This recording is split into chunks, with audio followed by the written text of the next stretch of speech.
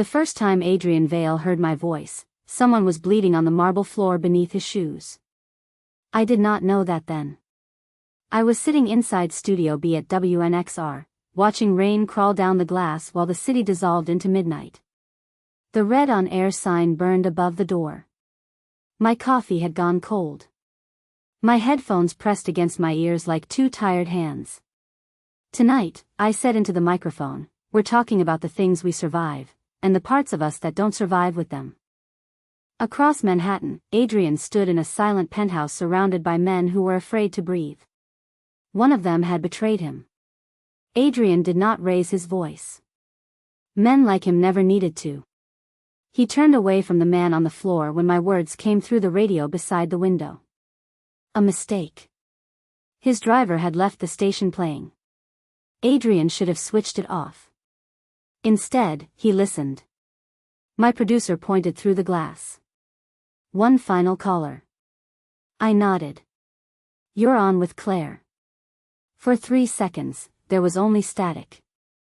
Then a man whispered, what if the worst thing you ever did became the only thing people remembered? Something in his voice made me sit straighter. Not guilt exactly. Fear wearing guilt's coat. I leaned toward the microphone. Then I'd ask whether you regret what happened, or only regret being seen clearly. The line went quiet. So did the penthouse. Adrian looked toward the radio. Later, I would learn that no one spoke to him that way. Not his enemies. Not his allies. Not even the men who had known him before the tailored suits and black cars. But I had not been speaking to him. That was why he believed me.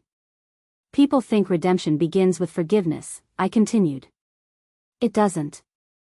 It begins when you stop lying about what you've done. The caller disconnected. The board went dark. My producer exhaled. Heavy ending. It's a heavy hour. I removed my headphones, unaware that several miles away Adrian Vale had dismissed everyone from the room without finishing what he had started. He stood alone beside the rain-dark window until my program ended. The next night, he listened again.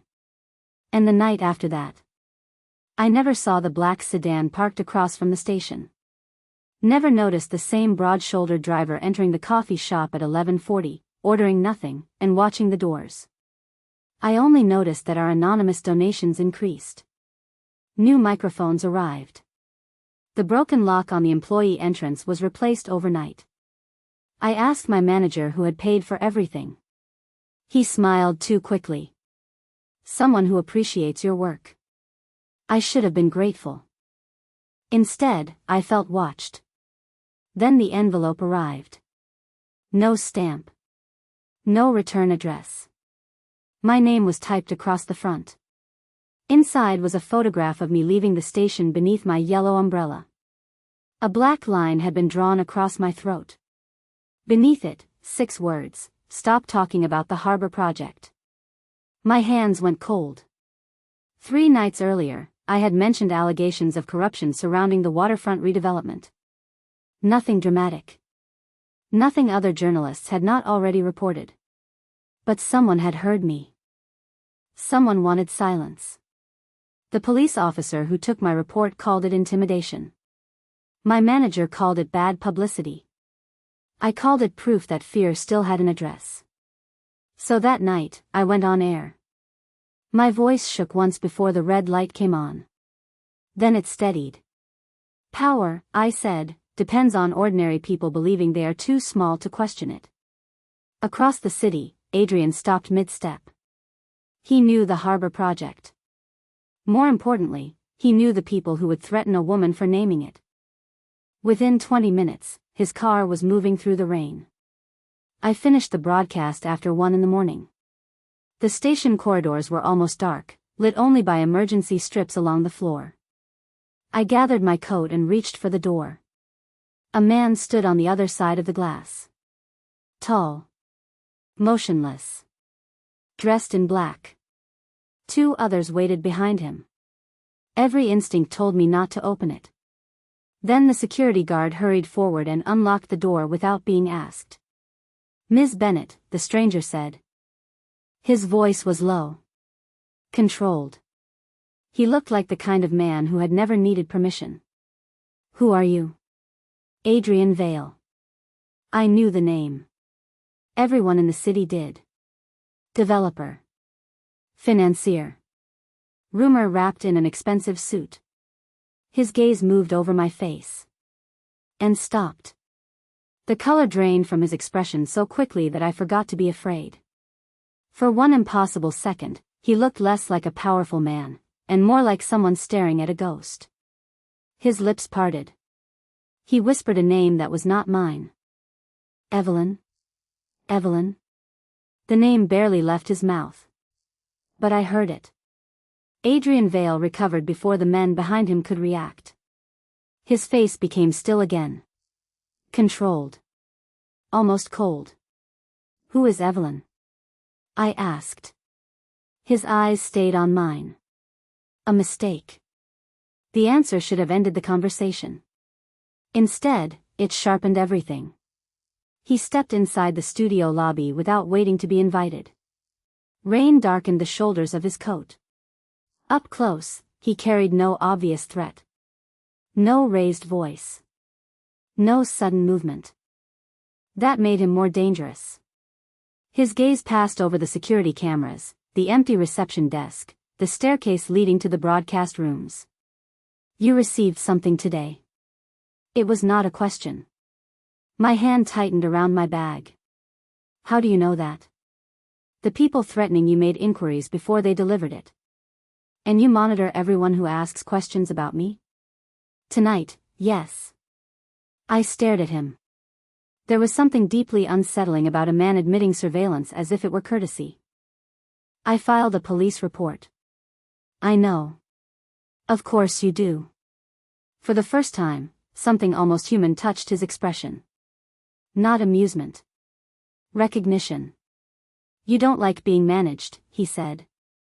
I don't like strangers collecting pieces of my life. His jaw tightened. Then stop giving dangerous men reasons to collect them. The anger came fast. You came here to blame me? I came because the photograph was not a warning. The lobby suddenly felt colder. Adrian looked toward the glass doors, where rain blurred the street into streaks of silver. It was a schedule, he said. They wanted you to know they could reach you. The next message would not be paper. One of his men approached and murmured something near his shoulder. Adrian listened without looking away from me. Then he asked, "Where is your mother?" The question struck so hard that I forgot the threat outside. What? Your mother. Where is she? My heartbeat changed. Not faster. Heavier. She disappeared when I was 6. A muscle moved near his temple. Her name? I should have refused. But the way he watched me did not feel like curiosity. It felt like dread. Evelyn Bennett. The silence between us became something alive. One of the men behind Adrian lowered his eyes. Adrian did not move at all. You knew her, I said. No, the lie was too clean.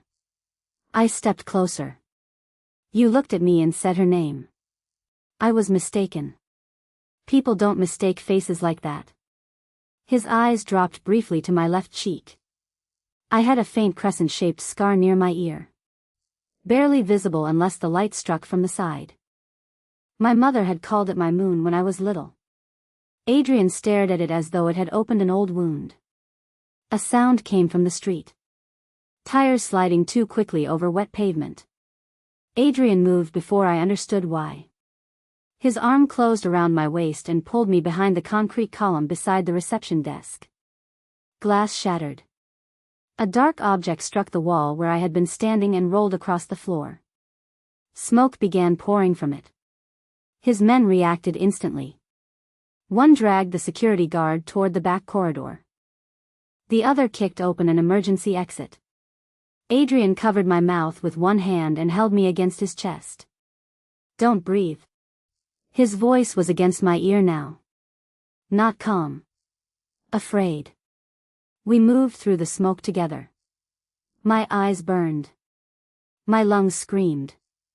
Adrian never released me until we reached the alley behind the station. Rain hit my face. I bent forward, coughing. He removed his coat and placed it around my shoulders. "I'm not going anywhere with you," I said. "You are tonight." That wasn't a request, was it? No, I looked up at him. "You don't get to decide what happens to me." Something shifted in his eyes. "You're right." Then headlights swept across the alley entrance. Adrian stepped between me and the approaching car. "But until I know why Evelyn Bennett's daughter has become a target," he said, "I'm going to keep you alive long enough to hate me for it." Hours later, after I was placed inside a guarded apartment and every window had been checked twice, Adrian entered a private room across the city. He unlocked a safe hidden behind a painting. Inside lay a photograph yellowed with age. A younger Adrian stood beside a woman beneath the harbor lights. Her smile was mine. Her scar was mine. And written across the back, in Adrian's own handwriting, were 7 words: "Evelyn knows what happened that night." By sunrise, Adrian had replaced my phone, changed my number, and stationed 2 armed men outside the apartment door. I returned every unopened box to the dining table. The phone. The clothes. The breakfast prepared by someone who knew exactly how I took my coffee.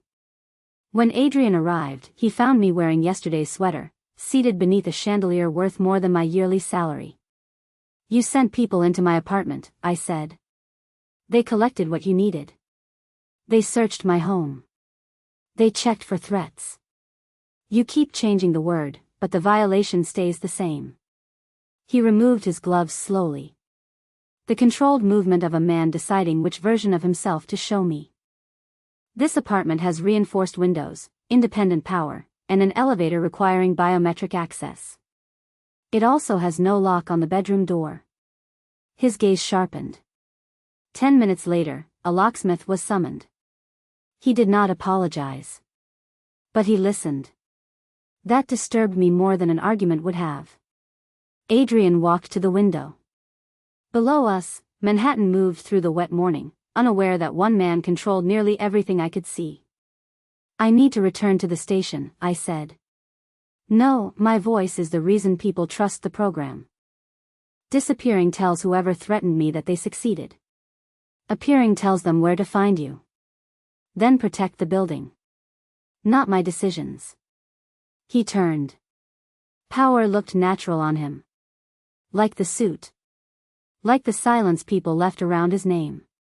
But something in his face had changed since the alley. He was not looking at a problem anymore. He was looking at me. "I can arrange a private studio here," he said. "I'm not broadcasting from your fortress. You call it a fortress because you haven't seen a prison." The words escaped him before he could stop them. For a moment, neither of us moved. There was history inside that sentence. Pain, too. I softened despite myself. "What happened to you?" His expression closed. "Nothing that concerns you." That is becoming difficult to believe. He walked past me, but I touched his wrist. Every guard in the room went still. Adrian looked down at my hand. I expected anger. Instead, his breathing changed. Just once. A shallow fracture in all that control. "You knew my mother," I said quietly. He gently removed my fingers. "Stay away from that question." "Why?" "Because questions have consequences. So does silence." His eyes lifted to mine. For 3 suspended seconds, the city disappeared. There was only the pulse beneath his cuff. The scent of rain still clinging to his coat. The strange certainty that he feared my answer more than I feared him. Then the apartment door opened. A man entered without being searched. Mid-40s. Gray at his temples. Calm eyes that measured me before he smiled. "Claire Bennett," he said. "Marcus Kane. Adrian's oldest advisor." The name appeared often beside his in charity reports and business articles. Always one step behind. Always described as loyal. Marcus offered his hand. His grip tightened when he noticed the crescent scar near my ear. Only for a second. But I felt it. You resemble someone, he said. Adrian's voice became ice. Marcus. The warning was unmistakable. Marcus released me and smiled again. The harbor situation is contained. No, I said. It was hidden. His eyes returned to mine, colder now. You have a talent for making dangerous distinctions. Before I could answer, Adrian dismissed him. Marcus obeyed. But as the door closed, he glanced back at me with an expression I could not read. Not surprise. Recognition. That afternoon, Adrian allowed me to broadcast from a secure room inside one of his office towers. Not because he agreed. Because I had told him I would leave with or without permission. The studio was small. Soundproofed. Windowless. Adrian watched from behind the glass while I spoke into the microphone. For the first time, I understood what my voice did to him. His shoulders lowered. His hands unclenched. The feared Adrian Vale became still when I spoke, as though every word reached a place no one else was allowed to touch. After the program, I found him alone in the corridor. You listen every night, I said. He did not deny it. Why? Your callers tell the truth when they believe no one can see them. And me? His gaze settled on my face. You make silence difficult. My heart stumbled. Then the service elevator opened. 2 guards emerged first, restraining Daniel Cross between them. He was breathless, still gripping a thin envelope. My former colleague looked from Adrian to me. Claire, I found something about your mother. Let him speak, I said before Adrian could have him removed. Daniel raised both hands. You need to see this before he makes it disappear. Inside the envelope was a copy of an old harbor security record. One name had been circled in red. Evelyn Bennett. Beside it was an authorized visitor signature. Adrian Vale. I looked up at him. Did you know my mother? He said nothing. And in that silence, I finally heard the truth. Adrian did not look at the harbor record. He looked at Daniel. The corridor changed. No one moved, yet every guard seemed to become more dangerous. Leave, Adrian said. Daniel gave a humorless laugh. That usually work on everyone? Adrian's face remained still. You have 10 seconds. I stepped between them. It was foolish. I knew that from the way the guards watched my hands. But Adrian stopped counting. Daniel stays until I understand what he found. This does not concern him. It concerns my mother. His eyes met mine. The silence stretched, sharp enough to cut. Then Adrian turned toward a private conference room. 5 minutes. Daniel placed the harbor record on the table and opened his laptop. The visitor log was dated 18 years earlier. Evelyn had entered warehouse 17 shortly after midnight. Adrian's signature appeared beneath hers. No departure time was recorded for either of them. The warehouse burned before dawn, Daniel said. 3 unidentified bodies were recovered. The official report disappeared from the municipal archive 6 months later. Adrian stood near the window, hands behind his back. He did not deny any of it. I reached into my bag and removed the photograph I had carried since childhood. My mother stood beneath harbor lights, younger than I remembered her. One corner had been torn away, leaving only the shoulder of someone beside her. I placed it next to Daniel's record. Adrian turned. For the first time, I watched fear enter his eyes without disguise. You have had that all these years? It was hidden inside one of her books. He approached slowly. His fingers hovered above the photograph but did not touch it. That was taken 3 nights before the fire. You were beside her. His jaw tightened. Yes. The word landed softly. It still changed everything. Daniel leaned forward. What happened at the warehouse? Adrian's attention remained on me. Your mother gave information to men trying to destroy my family. I felt the accusation like cold water. She was not a traitor. I believed she was. Believed? A faint tremor passed through his hand.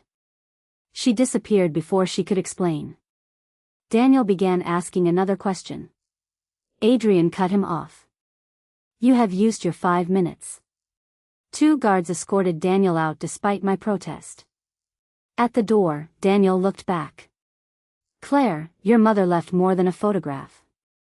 Someone has been removing the evidence before I reach it. The doors closed. I faced Adrian. You knew she vanished. You knew the warehouse burned. And you still let me spend my life thinking she abandoned me. I did not know you existed. That does not make you innocent. No, the answer silenced me. He did not defend himself. He walked to a cabinet and poured water, though his hand tightened around the glass until his knuckles whitened. The night of the fire, he said, I had a choice. Trust Evelyn, or trust the men who raised me. And you chose them. Yes. The honesty hurt more than another lie would have. I stepped closer. Did your choice kill her? His eyes lifted. I have asked myself that every day. Something inside me cracked, but not into forgiveness. Into recognition.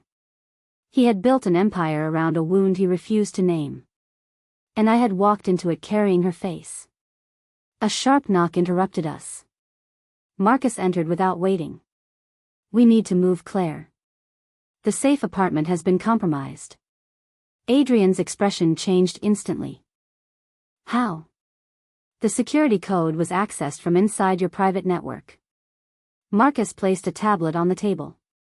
A grainy image showed a man entering the building where I had slept. He carried a case marked with the station's logo. The same logo printed on the envelope containing my photograph. Adrian ordered the room cleared and took me to his estate outside the city. The house was silent, enormous, guarded at every entrance. He showed me to a bedroom and turned to leave. Adrian. He paused. I held up my mother's photograph. There is something written beneath the frame. We removed the backing together. A line of faded ink appeared along the bottom. Trust the man who remembers the song. Adrian went completely still. What song? I asked. Before he could answer, an alarm sounded somewhere below. Red lights flashed across the hallway.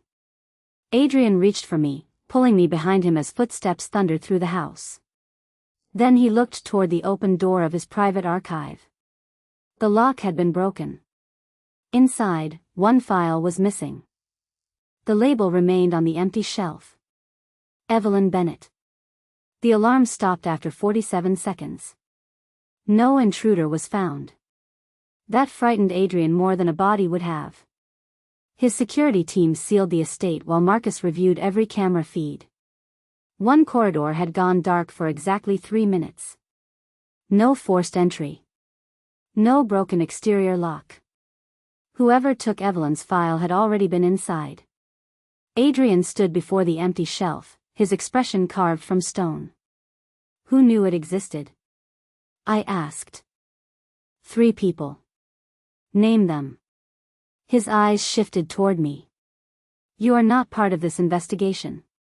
The words struck harder than they should have. After everything he had admitted, he was rebuilding the wall between us. I folded my mother's photograph and placed it inside my coat. Then investigate without me. I walked past him. He caught my arm before I reached the stairs. Not roughly, but firmly enough to remind me that this was his house. His world. His rules. You cannot leave. I looked down at his hand. Watch me. Something flashed across his face. Anger first. Then fear beneath it. Claire, the person who entered this room knew our systems. They knew where you were sleeping. They knew what file to take. And your answer is to lock me inside the same house they breached. His grip loosened. I pulled away. You keep calling it protection, I said. But every time I get closer to the truth, you close another door. I am trying to keep you alive. No. You are trying to keep control. The silence that followed was different from the others. This one changed us. Adrian stepped back. Take one car, he said to the guard by the stairs. 2 men. No tracking device on her phone. I stared at him. He had yielded. Not because he agreed. Because I had forced him to see the difference between protecting me and possessing me. I left before either of us could ruin it. Daniel had sent an address before his phone went dead. An abandoned community theater in Queens. The place smelled of dust and wet wood. Rows of faded red seats faced a stage beneath a single emergency light. No Daniel. Only an old cassette recorder sitting on a chair. Beside it lay a note in his handwriting. She sang this when she was afraid. My pulse stumbled. I pressed play. Static filled the room. Then a woman began to hum. Softly. 3 descending notes. A pause. Then 4 rising. The melody reached into a place older than memory. I had heard it beside my childhood bed. My mother's voice followed. If Claire ever finds this, it means I failed to come home. My knees nearly gave out. I sat in the front row, gripping the recorder with both hands. There are men Adrian trusts who should never have earned that trust. But Adrian is not the danger they told me he was. A sound came from backstage. Wood creaking. I turned. A shadow moved behind the curtain. The lights went out. Someone rushed me. I swung the recorder like a weapon and heard a grunt. Hands caught my coat. I twisted free, stumbled over the aisle, and ran toward the exit. The doors slammed shut. Then glass shattered above me. A man dropped from the side balcony, fast and silent. Adrian.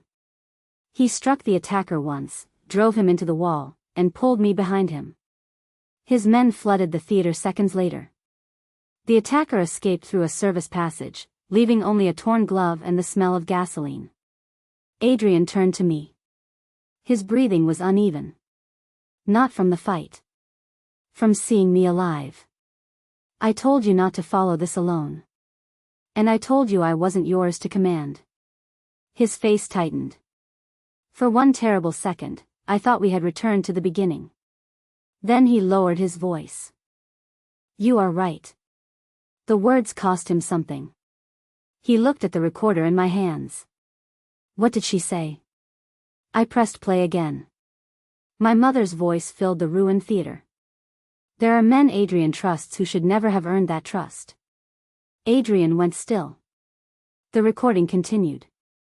The night at the harbor, Adrian had a choice. He chose his family. I understood why. His eyes closed.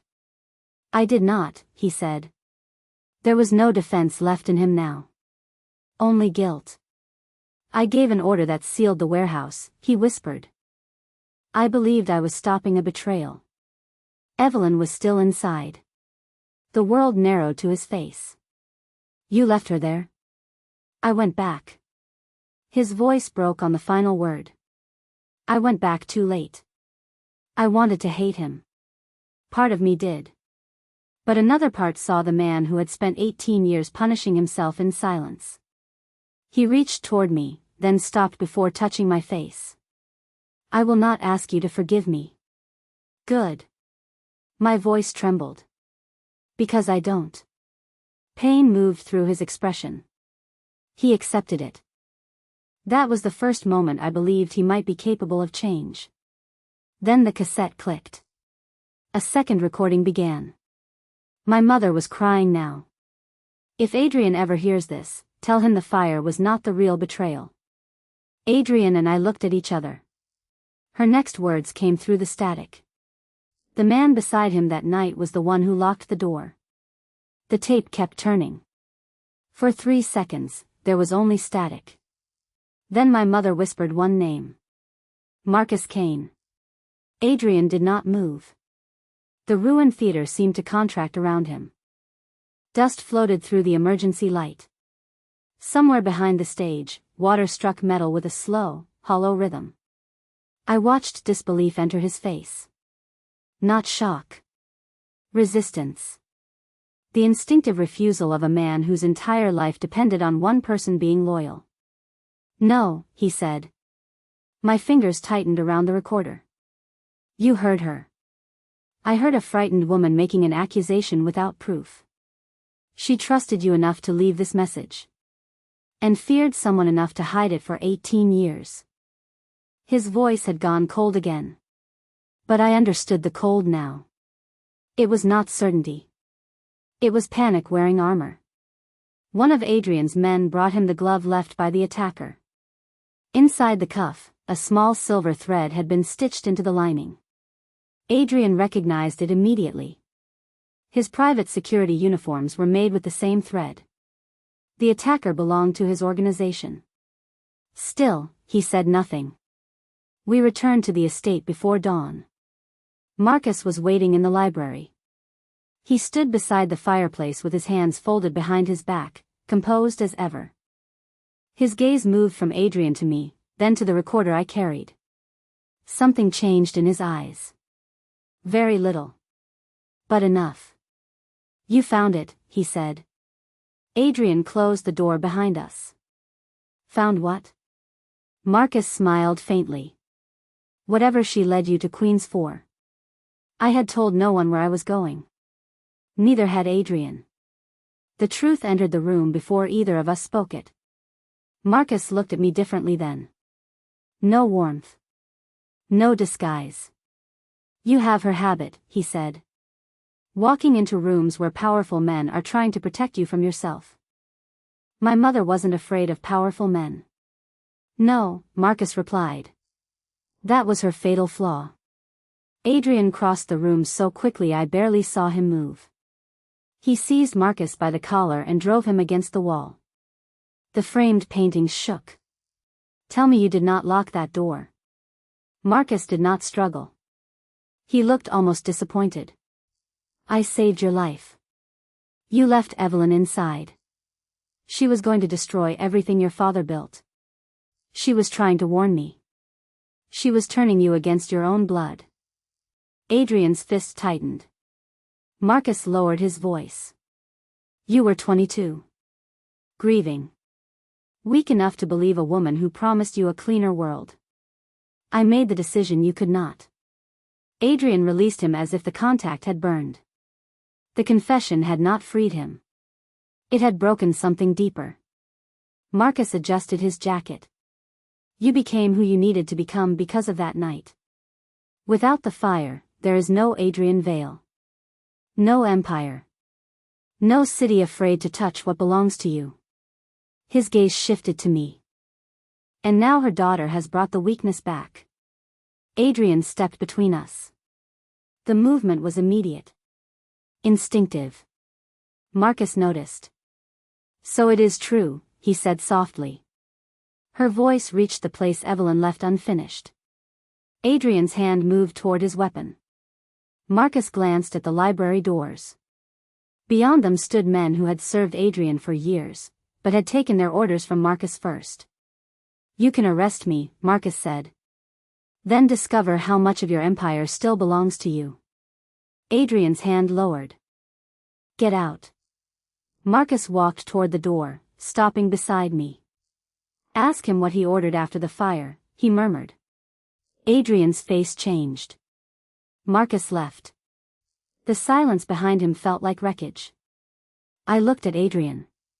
"What order?" He turned toward the windows. Dawn had begun pressing gray light against the glass. After the warehouse burned, I believed Evelyn had escaped. My pulse slowed. "What did you do?" "I ordered every road watched. Every account frozen. Every contact questioned." He forced himself to face me. "And if they found her?" His eyes held mine. "I told them to bring her back by any means necessary." The word struck somewhere beneath anger. "You hunted her." "I believed she had betrayed my family." You keep saying what you believed as if belief makes cruelty innocent. It does not. Then stop asking me to understand. I am not. His voice rose for the first time. I am asking you to survive long enough to hate me after this is over. The pain in his face made me furious because part of me still wanted to reach for him. That was the betrayal inside me. I loved the man who had protected me. I hated the man who had helped destroy my mother. Adrian took one step closer. I did not know Marcus caused the fire. But you gave him the power to bury it. Yes. And you built your empire beside him. Yes. Each answer was a blade he refused to avoid. My eyes burned. You fell for my voice because it made you feel forgiven. No, his reply came without hesitation. I fell for your voice because it never offered forgiveness cheaply. For one breath, neither of us moved. Then his phone vibrated. A secure message appeared on the screen. A photograph of me leaving the theater. Taken less than an hour earlier. Below it, Marcus had written, "Choose the girl, and every man loyal to you becomes your enemy."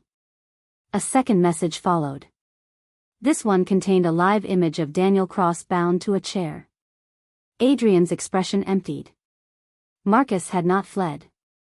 He had declared war. And I finally understood the choice Adrian was being forced to make. Not between his empire and the truth.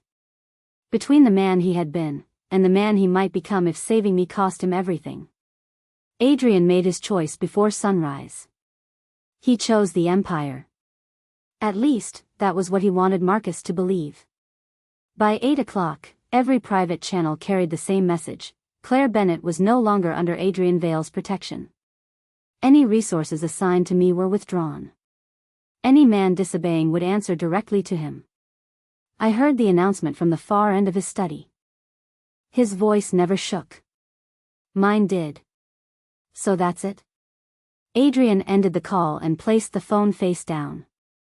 2 armed men waited outside the door. Neither would meet my eyes. This is the only move Marcus will believe. You could have warned me before humiliating me in front of your entire organization. If your reaction is not real, he will see through it. I stared at him. He had transformed my heartbreak into strategy. Again. Daniel is still alive, Adrian said.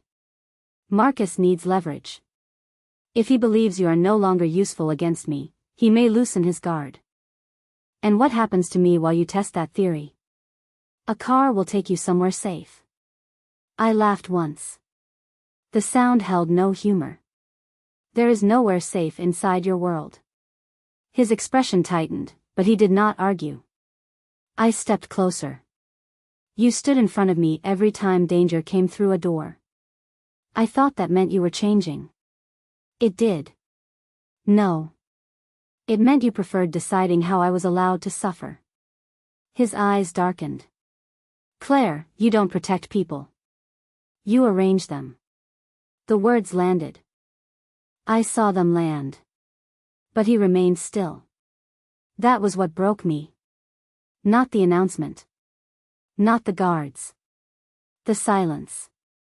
I removed his coat from my shoulders, the one I had worn since the theater, and placed it across the chair between us.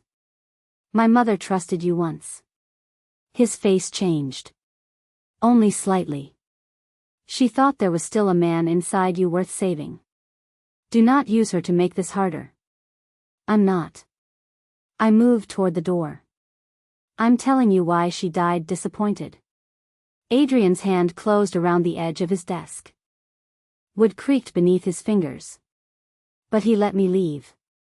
The car took me to a small apartment Daniel had once used while investigating city contracts. No guards. No cameras I could find. Just a kitchen light buzzing above an empty table and rain tapping the fire escape. I sat there replaying every choice that had brought me closer to Adrian. The smoke-filled station. The ruined theater. The confession he had offered without asking to be forgiven.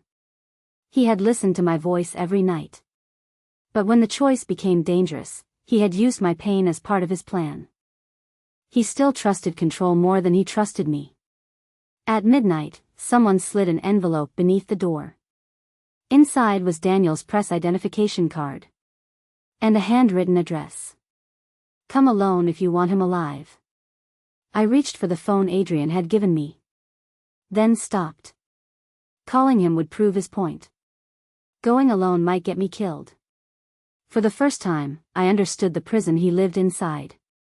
Every choice had blood waiting behind it. I left the phone on the table. The address led to an abandoned ferry terminal near the harbor. The same harbor where my mother had disappeared. Wind pushed rain beneath the rusted roof. Old departure boards hung crooked above rows of broken benches. Daniel? My voice disappeared into the dark. A speaker crackled overhead. Marcus answered. Your mother sounded exactly like that when she was frightened. Lights came on one by one along the terminal floor. Daniel sat bound beneath the final lamp. Alive. Between us stood 6 men wearing Adrian's insignia. Marcus emerged from the shadows. You came without him. I came for Daniel. No. You came because part of you still needs to know whether Adrian chose power over you. He held out a small metal key. Evelyn's final evidence is inside locker 317. I looked toward the row of lockers behind Daniel. What do you want? Open it. The first gunshot struck the ceiling above me. Dust rained down. Marcus smiled. Or watch your friend die. I took the key. Across the city, Adrian stood before the men who had remained loyal to him. He placed every account ledger, every hidden transaction, every name Marcus had protected onto the table. If I release this, one captain said, the organization collapses. Adrian looked at the empty chair where I had stood that morning. That is the point. Then his phone lit up. A recording began automatically. My voice came through the speaker, breathless and distant. Adrian, I found what my mother hid. A sharp sound followed. Daniel shouting. Marcus giving an order. Then my voice returned, smaller now. There's something here about the fire. About what you really did that night. The recording cut off. Adrian reached for his weapon. But another message appeared before he could move. A live image. I was standing beside locker 317. Marcus was behind me. And pressed against the glass door of the locker was a photograph of Adrian carrying my mother out of the burning warehouse alive. The upload reached 0. Across the city, screens lit with names powerful men had spent years burying. Accounts opened. Deals surfaced. The empire Adrian Vale had ruled through silence began collapsing in public. He did not see it. By the time the paramedics carried him from the ferry terminal, his eyes were closed and his hand had gone cold inside mine. I stayed beside him through surgery. Through dawn. Through the hours when every television in the hospital waiting room showed his face beside words like corruption, conspiracy, and criminal network. No one called him untouchable anymore. For the first time, the city could see him clearly. Marcus was arrested before sunrise. Daniel's testimony, my mother's recording, and Adrian's files connected him to the warehouse fire, Evelyn's imprisonment, and years of violence disguised as loyalty. But the truth did not return my mother. It did not erase Adrian's choices. Truth was not mercy. It was only the door mercy might someday enter through. Adrian woke 2 days later. The room was quiet except for the monitor beside him. His eyes found me in the chair near the window. You stayed. His voice was barely there. I needed to know you would live long enough to answer for everything. A faint, broken smile touched his mouth. Fair. I placed my mother's hospital bracelet on the table between us. Her final recording contained the rest of the song. Adrian stared at it. The 3 descending notes. The pause. Then 4 rising. My mother said it was the song you hummed while carrying her from the warehouse. His eyes closed. I could not keep her awake. I remembered she used to hum it when she was afraid. That was the meaning of the message beneath the photograph. Trust the man who remembers the song. My mother had not left me permission to forgive him. She had left me proof that even on the worst night of his life, Adrian had tried to save someone. What he became afterward was still his responsibility. But so was what he chose next. Months passed. Adrian testified against the men who had once called him brother. He surrendered properties purchased through blood money and funded legal aid for the families his organization had harmed. He did not ask me to visit. He did not send guards. He did not arrange my life from a distance. For the first time, he let choice exist without trying to control it. That was why I returned. I found him one evening in a nearly empty office overlooking the harbor. No armed men. No empire waiting outside the door. Only Adrian, standing beside the window where the old warehouses had begun coming down. "I heard your show," he said. "I know. You always know when I'm listening. Only when the silence feels less lonely." He turned toward me. "I cannot promise to become innocent. I would not believe you if you did. I can promise never to confuse protection with possession again." I stepped closer. "And when you're afraid?" "I tell the truth before fear tells it for me." That answer was not romantic. It was better. It was earned. I reached for his hand. He did not close his fingers around mine until I did first. Later that night, I returned to the studio. The red light came on. The city waited. "Some people believe power is the ability to make others obey," I said. "But real power begins when a person stops running from the truth that could destroy them." Behind the glass, Adrian stood alone. No guards. No shadows. Nothing left to hide behind. "He once ruled this city through fear," I continued. "Then he learned that love does not ask who belongs to whom. It asks who we choose to become when control is no longer enough." Adrian met my eyes. And this time, when the truth called his name, he stepped into the light.